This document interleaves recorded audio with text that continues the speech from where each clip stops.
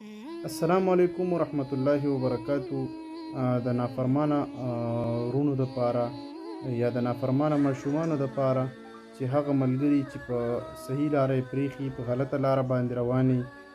مطلب نشو تماشې کوي یا داسې والدین چې د هغې بچي د دغه والدینو خبرې نه مني یا داسې وروڼه چې هغې غلط ګرځي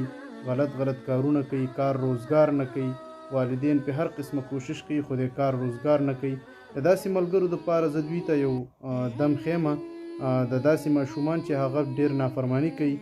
والدین تنګ شوي نو د داسې بچو دپاره د داسې وروڼو دپاره زه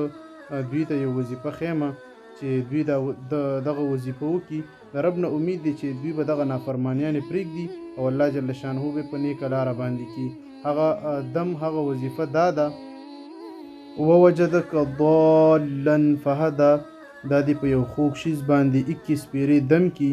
یا دی په اوبو باندې دم کی او یا دی په بل داسې خوږ شیز باندې دم کی مټۍ وغیره باندې دم کی او دا دی په دغه کس باندې دغه ماشوم باندې دغه ورور باندې استعمال کی کوم چې نافرمانه دی نو ان شاء الله چې الله جل شانهو به دغه ملګری دغه بچی دی به الله پاک په صحیح لاره باندې کی په نیغه لاره باندې به کی که دا ویډیو ستاسو خوښه شوې وي د الله جل شانهو د رضا دپاره دا ویډیو شیر کړئ والسلام.